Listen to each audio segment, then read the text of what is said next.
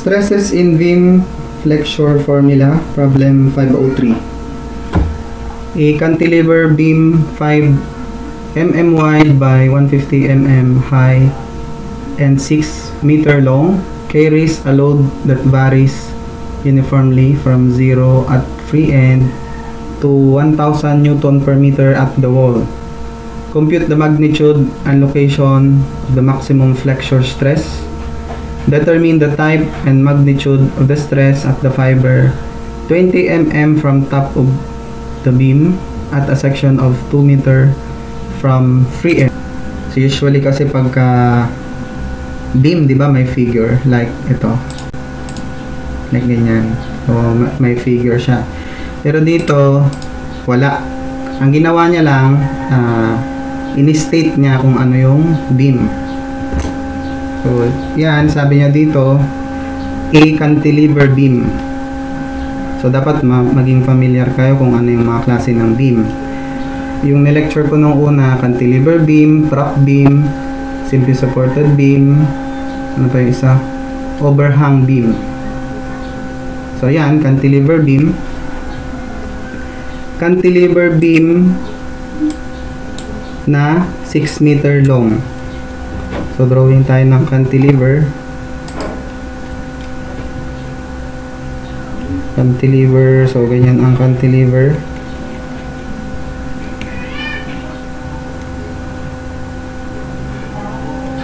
Merong 6 meter long na cantilever.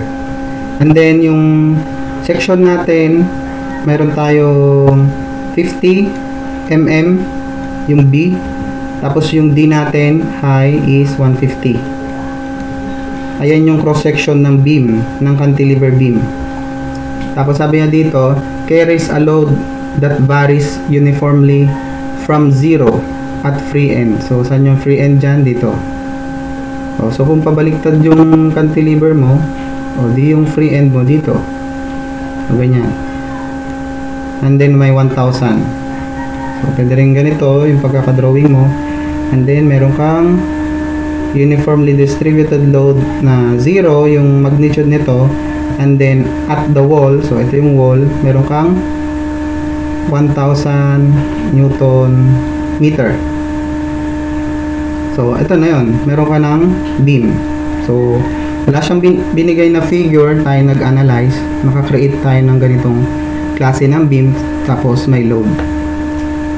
So yan na yun.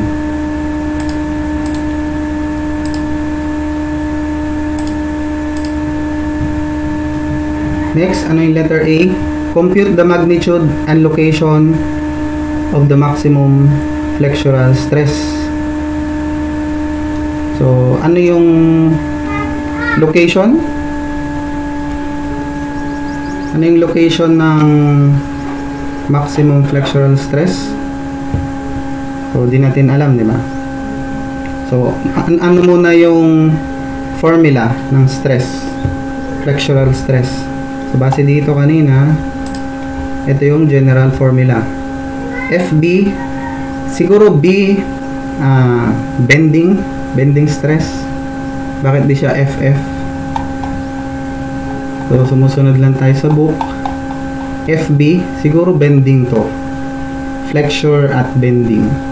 Yan. Pero yan yung designation niya. Pag naman shear, FV. Dapat FS dapat, di ba? Bakit V? Hindi ko alam. Ganyan yung ano ng libro. Sa shear yan, V. As victory. Yan. Ngayon, flexure. Bakit hindi siya FF?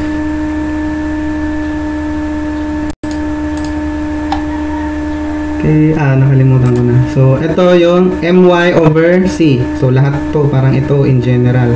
Kahit huwag nyo na i-memorize to kasi same lang din dito. So, parang MY max. Parang, kung gusto ko lang sanang palitan to, gawin kong MY max para hindi nakakalito yung C. Pero, sunod tayo dyan, MC over I. So, ito yung general, kahit anong section, rectangular, circle, basahin yung general formula. So, FB is equal to MY over I. May formula tayong FB is is equal to my over I. Dahil sa rectangle to, meron tayong formula para sa rectangular lang. So, ang FB natin para sa rectangular is equal to 6m over BD squared. Rectangular lang to pag circle, triangle, hindi na to applicable. Basta rectangular lang yan. Galing din yan dito. So, pwede nating i-prove B is equal to my over I. Ang y ng rectangular, ito yung h, ito yung neutral axis. Ang y ng rectangular, ito yung h over 2, h over 2. So, y ng rectangular is equal to h over 2 or d over 2. Okay, yung y. Yung I naman, moment of inertia ng rectangular, I is equal to B d cube over 12. So, meron tayong I, meron tayong y. So, substitute natin yung I sa y dito sa formula ng FB. So, FB is equal to M, ano yung y? D over 2 divided by I, BH cube over 12. Simplify natin. Hindi pala H, D. BD cube, ito yun, over 12. Siya yung I. Simplify ko to. Cancel yung D. Cancel yung D na isa. So, squared na lang. And then, yung 2, baba ko dito, 6. So, magiging M over BD squared over 6. Itong 6 itaas ko, diba? So, magiging 6M over BD squared. Ito yan. So, shortcut lang siya galing dito sa my over I. Okay, so diyan galing yan. So, kahit hindi nyo memorize to, 6m over BD squared, okay lang gamitin nyo to. Itong my over I na formula. So, para mas mabilis lang kasi, FB is equal to 6m over BD squared. For rectangular lang to rectangular beam. Pagka circle, triangle, kahit anong klaseng beam, hindi pwede dito. Para lang yan sa rectangular. So, nataon kasi na rectangular beam tayo, kaya ito na yung gamitin natin. Mas mabilis i-solve.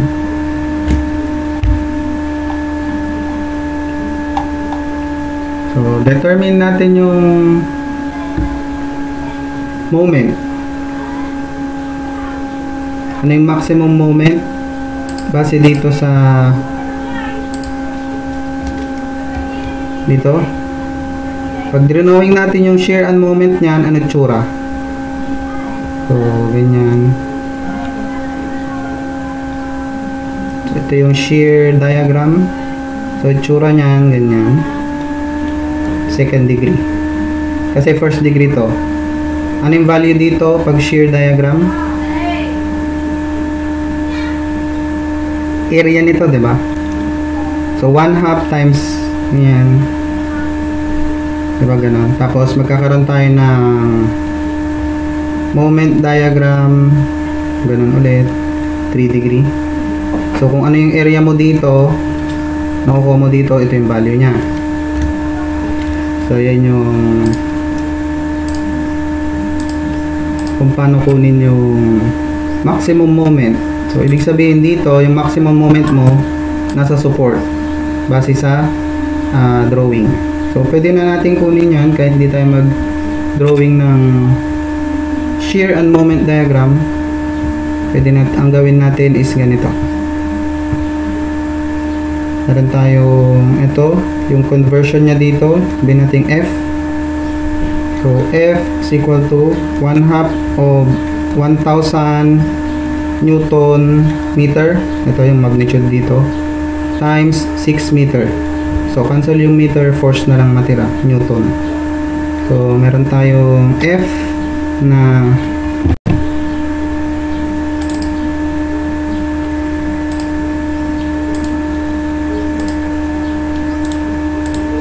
0.5 times 1,000 times 6 meter. 3,000.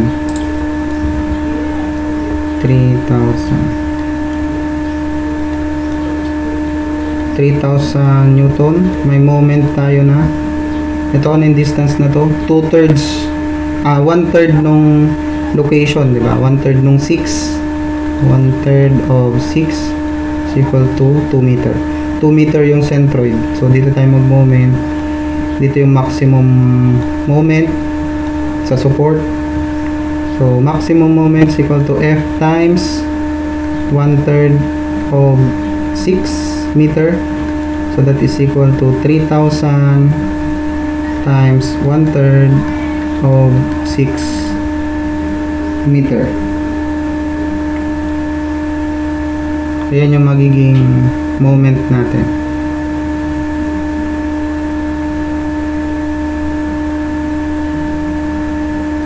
Tama ba?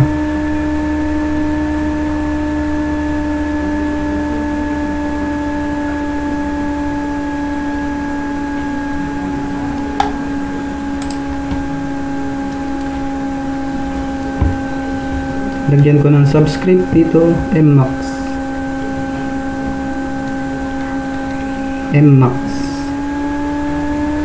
So that is equal to 6,000 Newton meter. So tignan nyo yung unit. So meron na tayong M. So, yung formula natin, 6m over bd squared. So, meron na tayong m, meron tayong b na 50, meron tayong d na 150. So, kumpleto na yung natin, unknown. So, makukuha natin yung FB max. Kasi maximum. Kaya sinabi kong FB max. So, yung A, makakompute na natin. Compute the magnitude and location of the maximum flexural stress. Yung answer dun sa location, dun sa wall, dun sa support. Yun yung answer. Tapos yung magnitude, ito, yung makukuha natin, which is FB max. Substitute natin yung mga values. 6 times moment na 6,000 Newton meter divided by 50. By the way, ito mm tong mga to. So 50 mm. So 150 mm squared. So sinusulat ko muna yung mga unit. Pero yung mga next na problem hindi na. So, titignan natin yung mga unit. Mm squared, meter. So, hindi pantay, di ba? Anong tawag doon? Usually, unit ng flexural sa metric, Newton per squared. So, megapascal yun. Naka-meter to. So, convert pa natin sa mm. So, 1,000 mm per 1 meter or per meter. So, i-multiply pa natin ng 1,000 to. Then, 6 times 6,000, yan, calculate natin. Meron tayong 32 Newton per mm squared, or that is equal to 32 megapascal. So, yan na yung sagot sa letter A.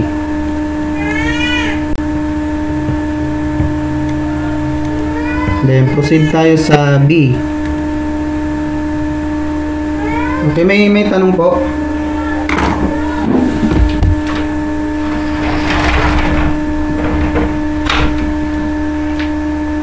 May tanong po ba?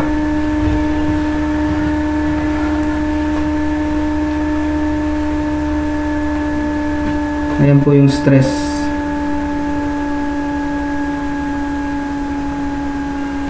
Wala po.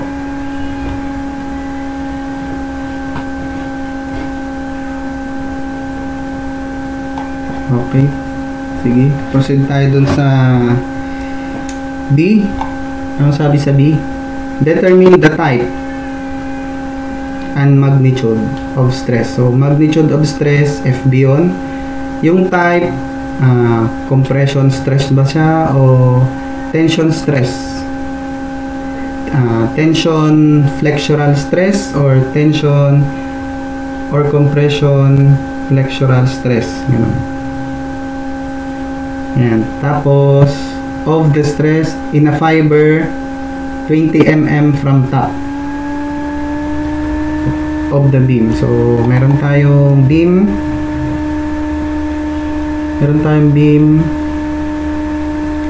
Ano daw yung stress dito, yung fiber dito, 20 mm from the top. O, kung bottom, o di dito, sa baba naman.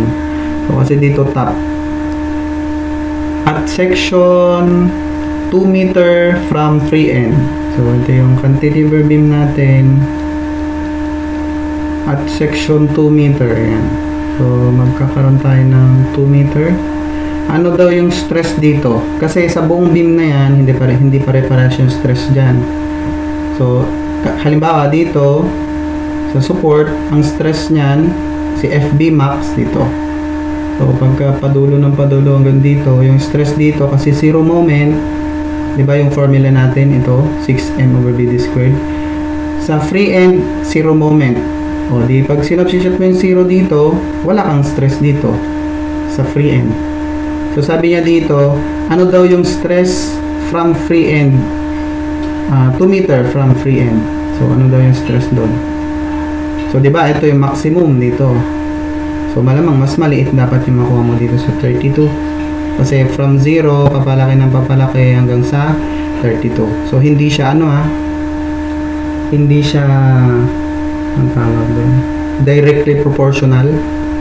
Hindi siya ganun. 32 megapascal, tapos dito 0, tapos dito 2 meter, hindi. Diba ito first degree? O diba yung moment diagram natin, third degree? So, mas mahirap kunin, diba? So, hindi siya direct, hindi siya triangular load yan, na i-ratio mo. Hindi. So, yan. Ano daw yung stress dito? 20 mm from top. Tapos, yung location nito, yung section na to, from free end 2 meter. So, yan yung kukunin nating stress. Ano daw yung type nito? Compression or tension? So, tatlo.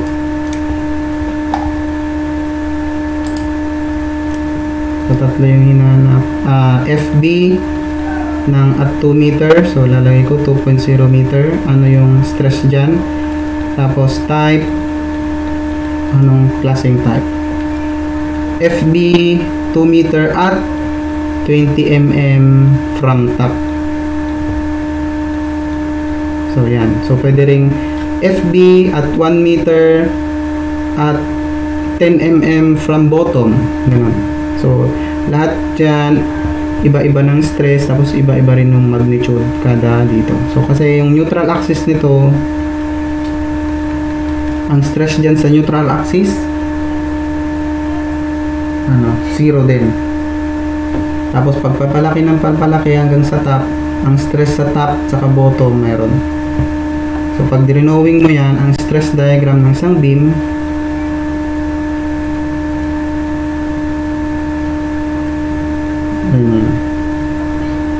sa 0, sa neutral axis, ang stress sa neutral axis is 0. Bakit ko nasabing 0?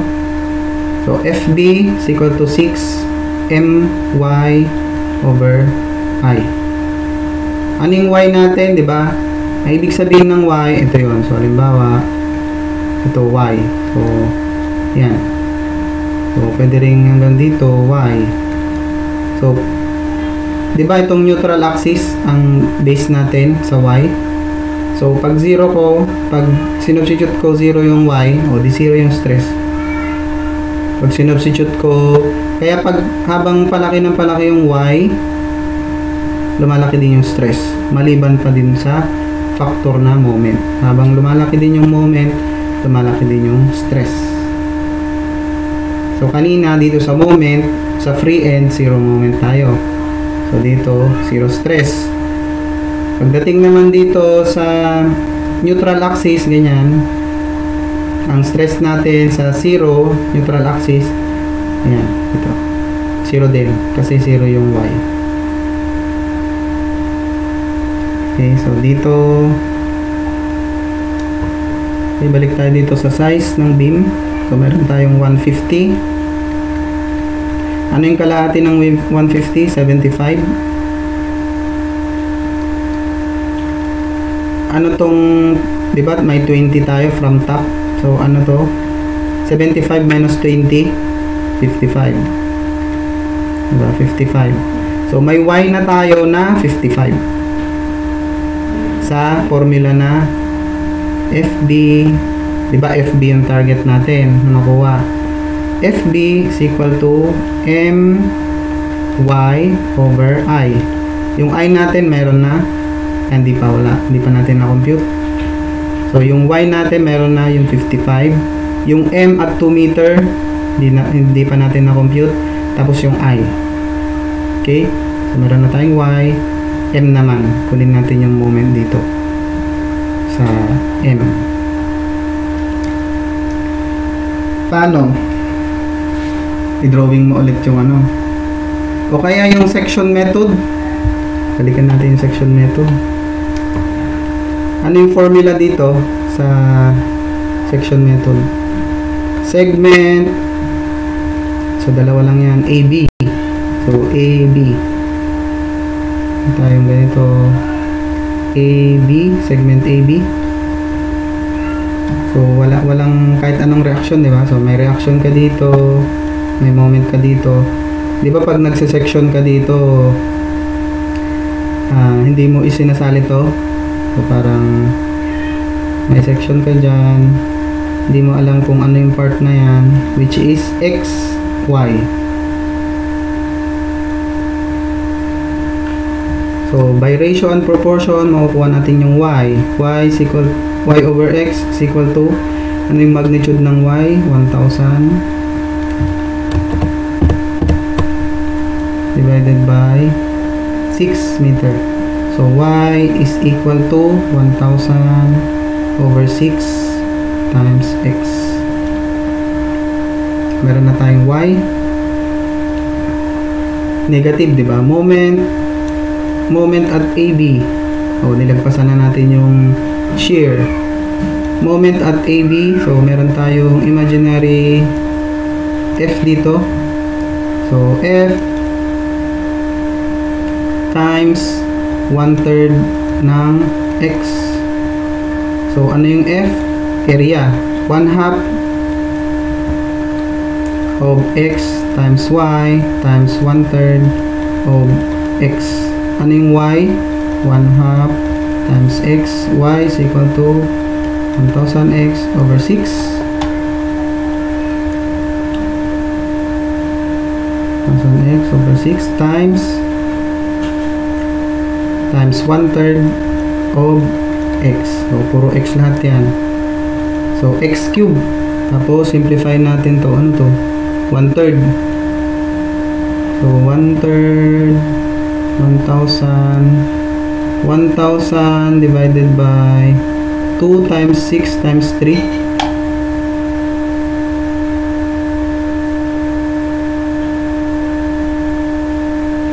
1/3 of x.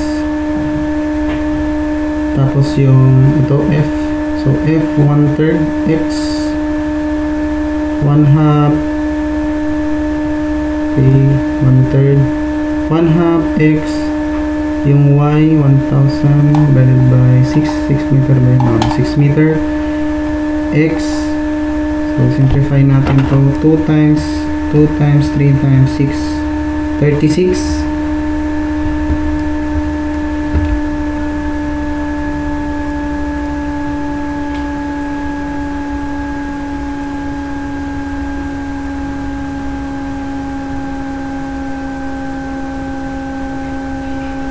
36.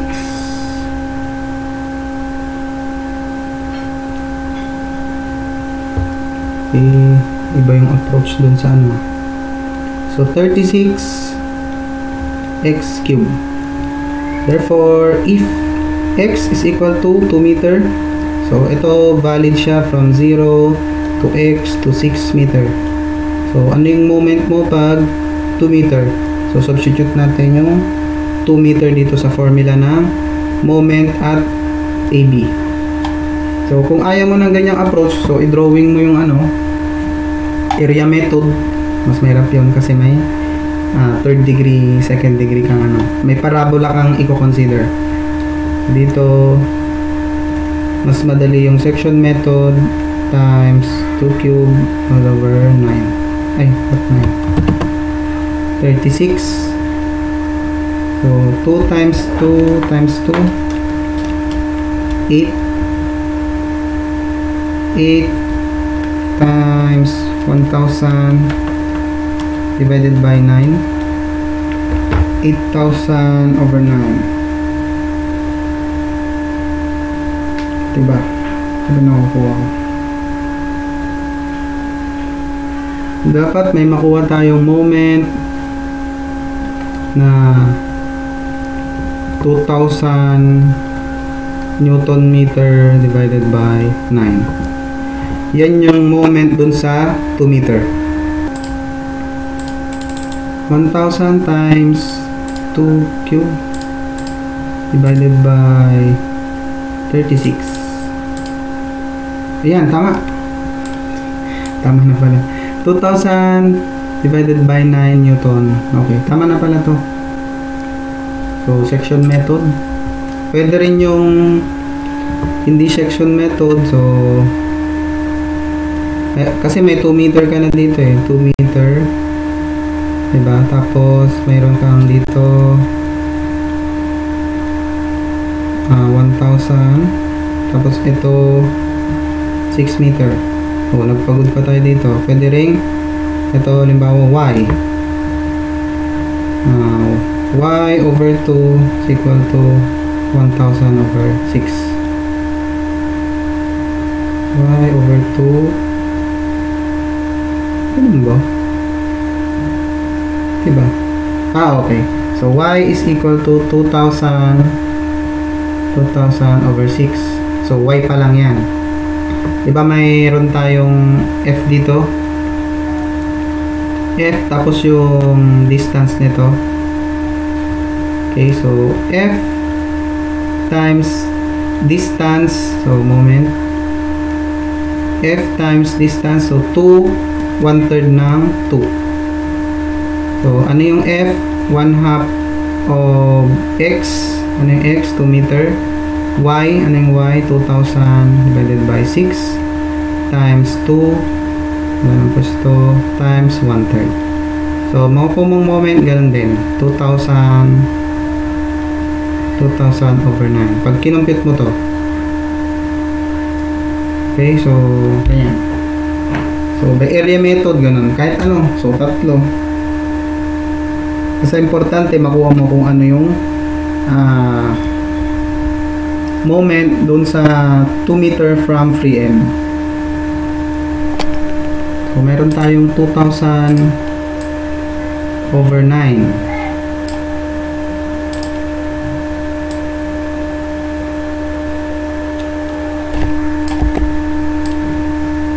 Yung moment.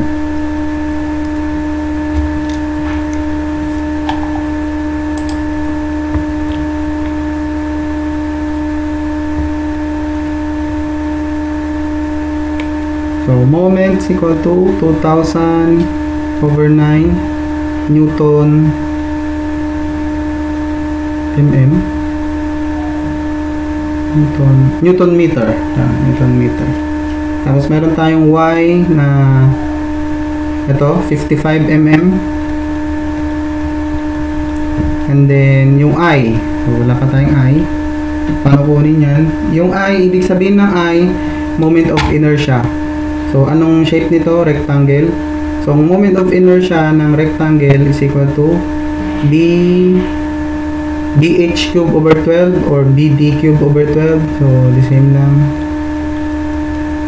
Basta yung height, pagka ito yung triangular mo, rectangular mo, ito yung D, ito yung B. So, B natin, B 50 tapos 150. 50 mm tapos dito 150 mm. So, yung I natin, dahil sa mm yung mga unit, ito kasi mm to the 4th. So, 50 times 150 cube divided by 12.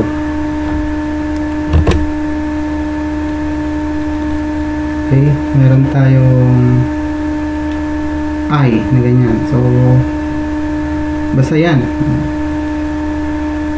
So, substitute na natin itong value na to dito sa FB.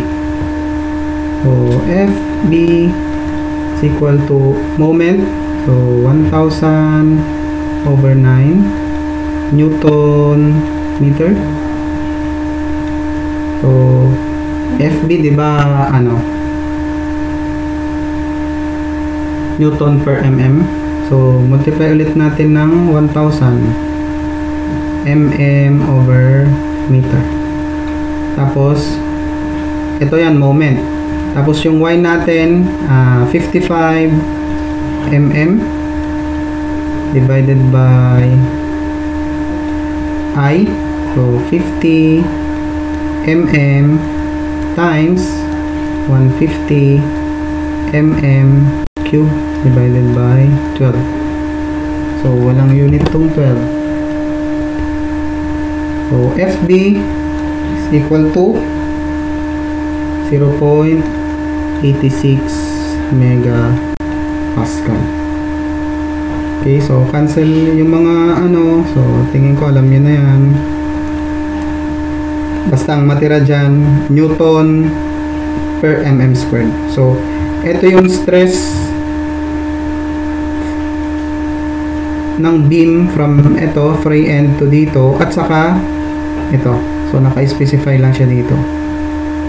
Ibig sabihin, kung halimbawa, pinalitan ko to ng 30, ibig sabihin, papalitan mo yung ito ng 75 minus 30. So, liliit yung stress dito. So, iba-iba yung stress niya. Sa cut na 2 meter, hindi iisa yung stress ha. Nagva-vary pa yan base sa Y. So, yung ito, naka-specify lang siya sa at 2 meter, tapos sa Y na 55. So, iba rin yung stress nito. Kaya tignan nyo dito kanina, yung stress diagram ko dito, nagva-vary linearly. Ibig sabihin, pwede mo siyang i-ratio and proportion. So, nagva-vary base sa dito. So, sa distance. Kasi pag lumalaki yung Y mo na distance, lumalaki din yung stress. Yan. So, hindi pare-parehas yung stress nung beam from free to support. Okay, so hindi rin pare-parehas yung stress ng beam from neutral axis to outmost fiber. So, dalawa yung consideration nun. Kaya, ito yung consideration ng M saka Y. So, nagva-vary yung M, meaning from free end to dito, syempre nagva-vary yung moment. Saka isa pang consideration ng stress, nagva-vary yung Y. Yung Y, ito yung distance from neutral axis to kahit ano dyan. So, from 1 mm to 75 mm. Yan yung ibig sabihin ng Y. Okay?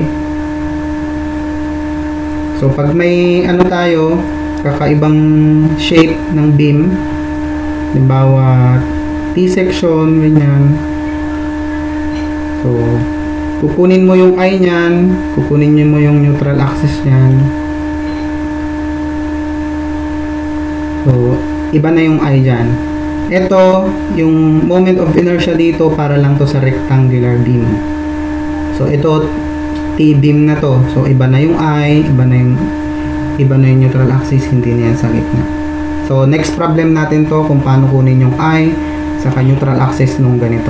Or kahit anong section ng beam. So, So, pwede rin kasi yung steel beam, ganyan. Letter I. Yan. Pwede rin yung wood. Maggawa ka ng box. Yan, wood beam. Gawa ka ng box. May kanya-kanyang I yan, saka neutral axis yan. Pwede rin triangular, may kanya-kanyang I yan.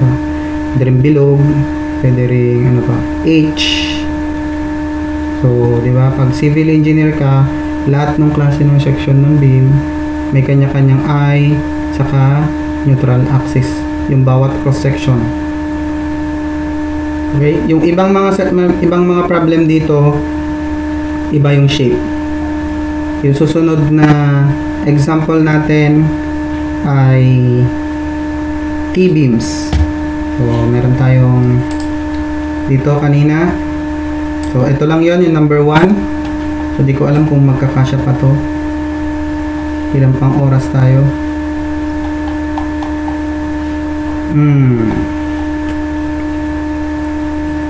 Sa stress kasi, kanina, yung tatlong beam.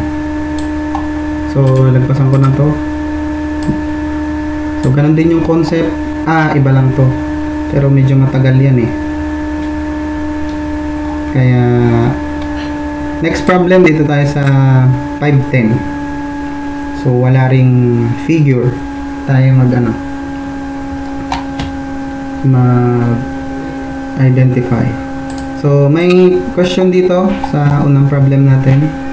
Rectangular beam siya. Concrete ba siya? Kung wood. Basta homogeneous material. Yun yung sinasabi kong assumption. Na assumption niya is homogeneous material, kung anumang material yan, cross section. Kasi pwedeng ang cantilever, pag may nakita kayo sa labas, pwede kasing ang itsura ng cantilever beam manipis doon sa dulo, tapos papalaking ganun. So, halimbawa, yung cross section dito 20 by 200. Tapos pagdating dito sa dulo ng cantilever, magiging 20 by 50. So, nagva-vary yung length niyan. So, what if ganyan? Tapos, pinakuha dito. Ano yung stress dito sa part na to? Varying. Diba? So, mas mahirap na. Yung relation proportion mo, makukuha ka ng ano mo dito, halimbawa 100 by 200. Tapos, kunin mo yung y niyan. So, iba yung y is equal to 50. So, dito naman, yung y mo is equal to 100. Yung y dito mo, 25. So, iba-iba. So, ganun. So, dito, ang inaano lang dito, ang assumption dito, basta yung buong beam, pare-pares yung cross-section. Yun yung sinasabi kong assumption. Isa lang yun sa assumption.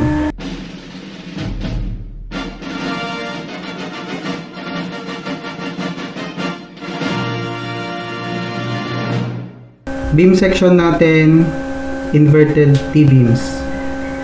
So, kung meron dito na flange, so ito web kasi to, tapos ito flange. Kung meron ito dito, web, o di symmetrical siya. Kung halimbawa, X yung tawag mo dito sa horizontal, symmetrical siya X-axis. Tapos pagka Y naman, symmetrical siya sa Y-axis. Pero dito, dahil sa yung beam mo is irregular, hindi naman irregular shape, unsymmetrical lang, kaya dito siya sa section na to, unsymmetrical. So dito 556 yung test question dito. A T-beam support the 3 constant load shown. Ito P, 3P. Prove that NA is equal to 3.5. Yun yung neutral axis above the bottom.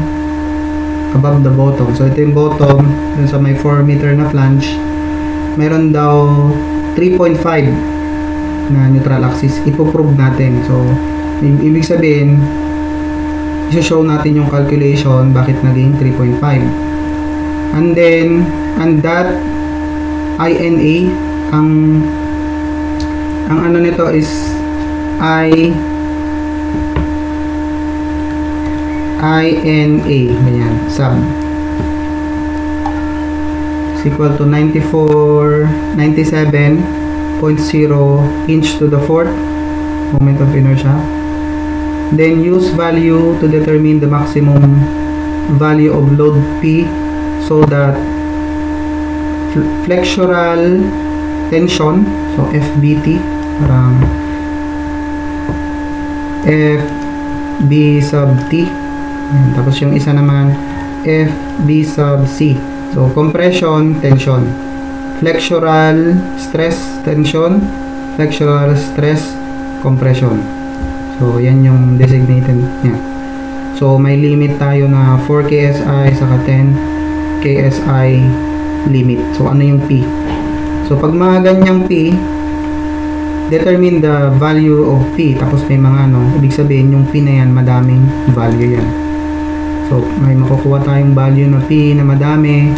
Tapos di ba pag P, kung sino yung pinakamababa, siya yung use P is equal to yung pinakamababa, smaller P. So yan yung magiging solution.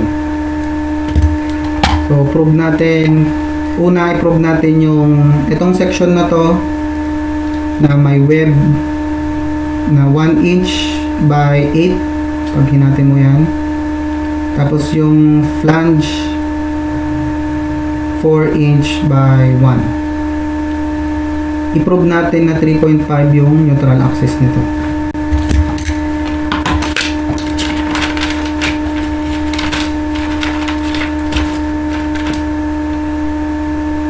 So may involved na formula dyan. Paano kunin yung neutral axis?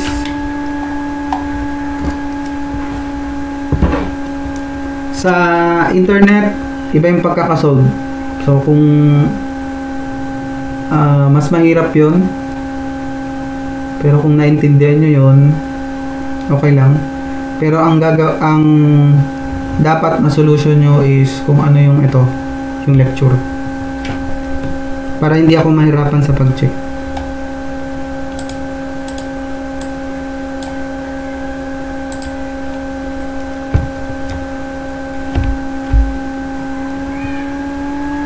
Okay, solution, kunin natin parang prove NA is equal to 3.5 inch.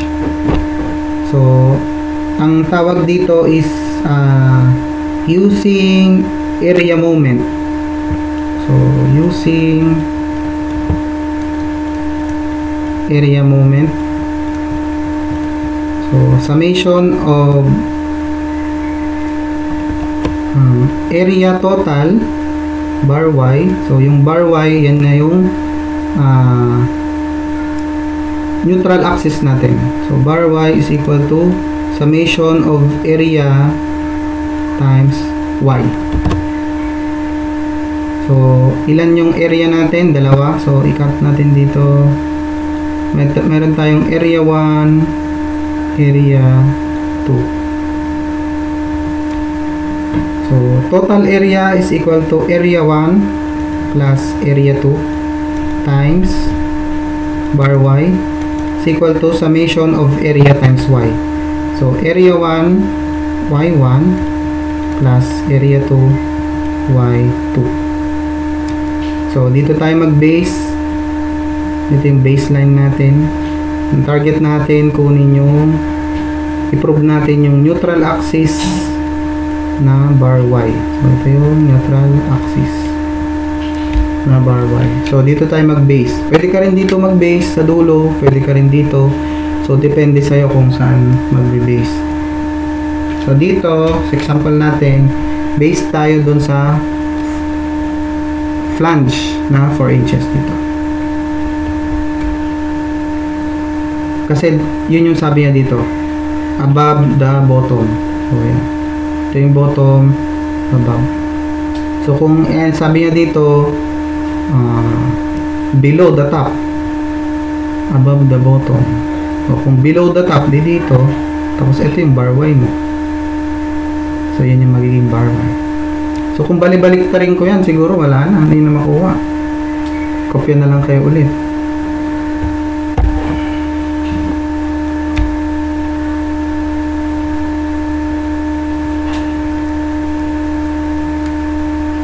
So, area 1.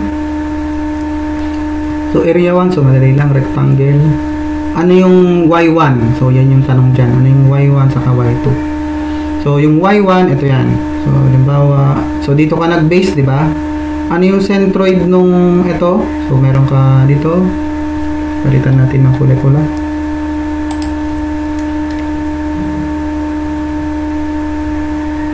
Okay, yung Y dito. So, yan. Yan yung Y1. Tapos yung Y2, so kalahati nito, yung 1 inch.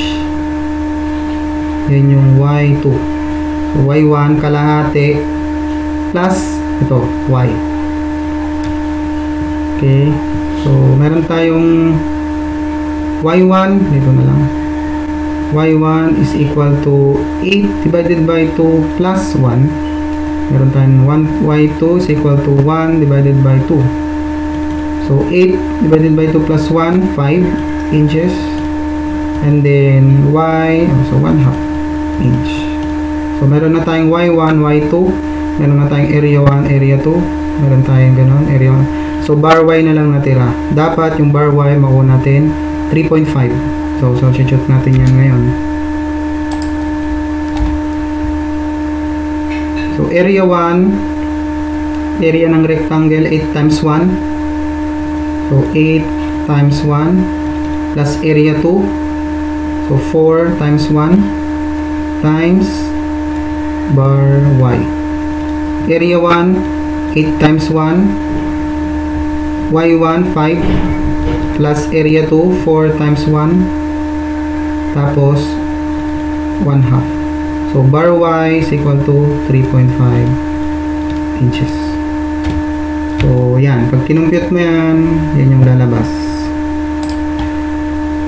40 plus 2 equals divided by 8 plus 4. So, yan. 3.5. So, yan yung solution dito. Next, yung moment of inertia na 97. Dito tayo sa baba.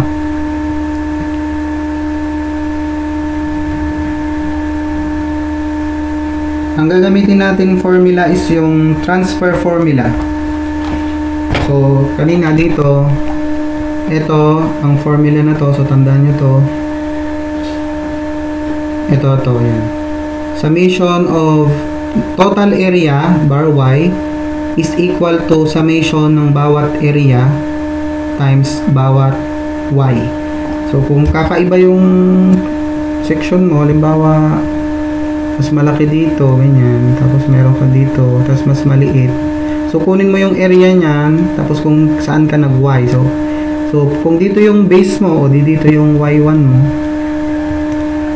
tapos ito yung neutral axis mo dyan, o dito yung Y2, tapos ito yung last, yun yung Y3. So, Y1, Y2, Y3, tapos area 1, area 2, area 3. Tapos saka mo i-divide ng area 1 plus area 2 plus area 3. So, kung box naman, o di box. Yan, box.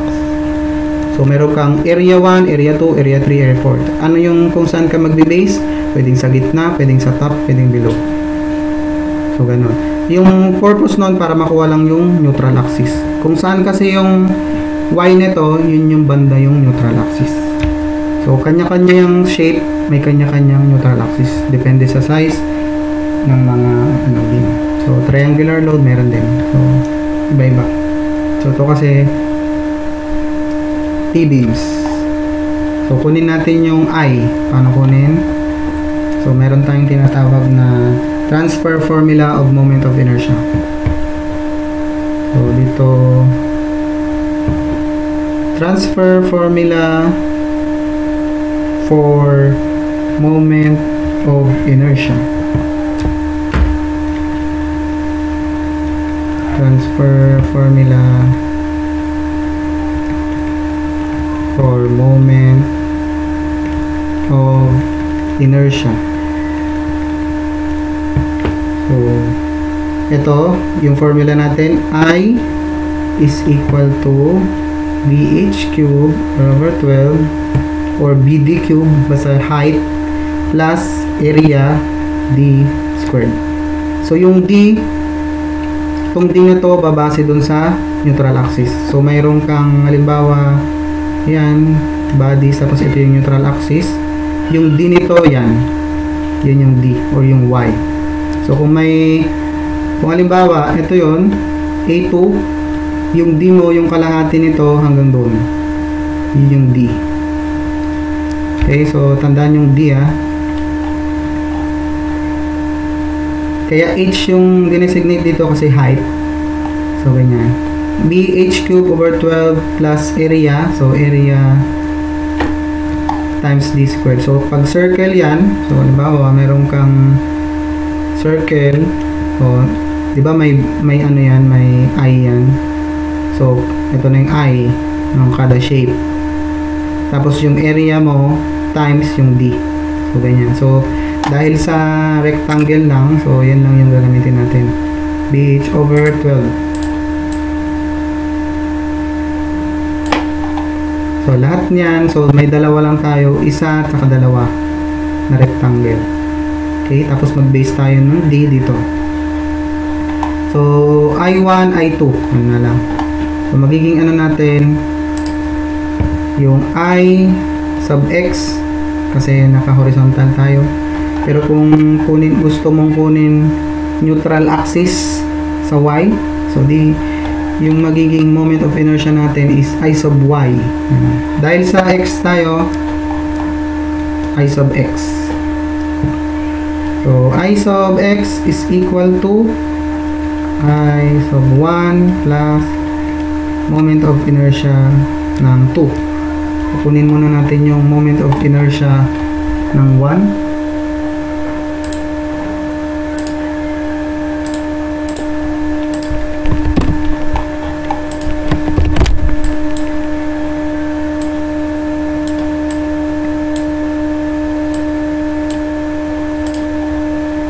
So may neutral axis tayo na, ayan, hindi na kopya, 3.5 dito, 3.5 from bottom.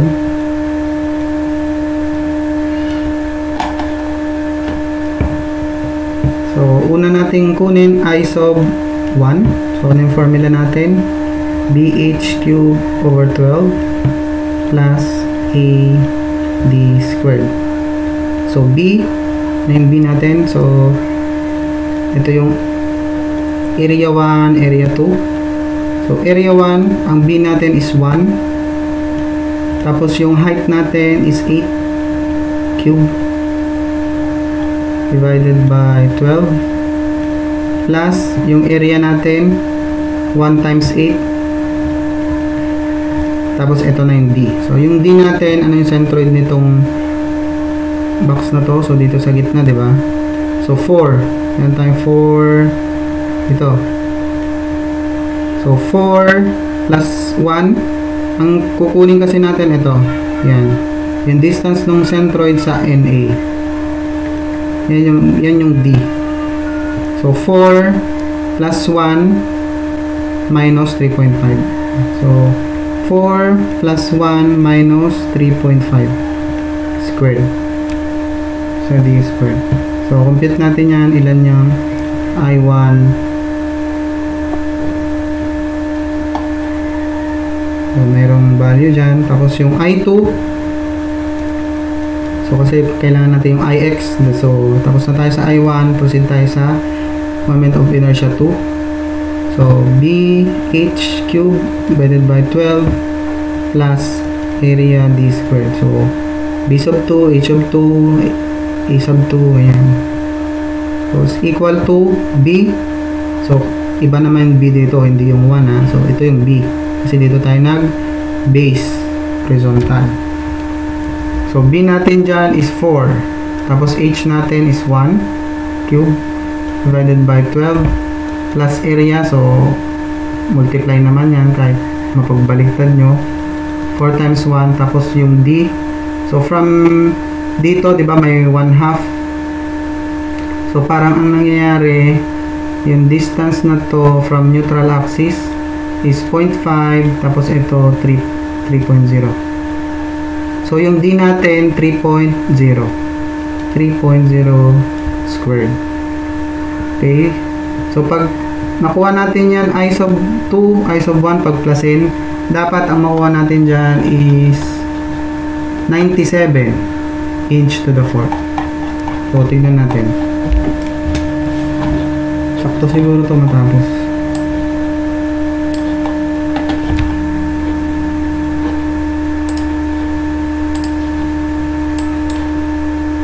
Eight cube. So, dito tayo sa I sub 1. 8 cube divided by 12 plus 8 times 5 minus 3.5 squared.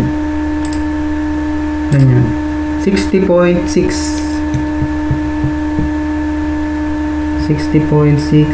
inch to the 4th. So, dito naman tayo sa 2.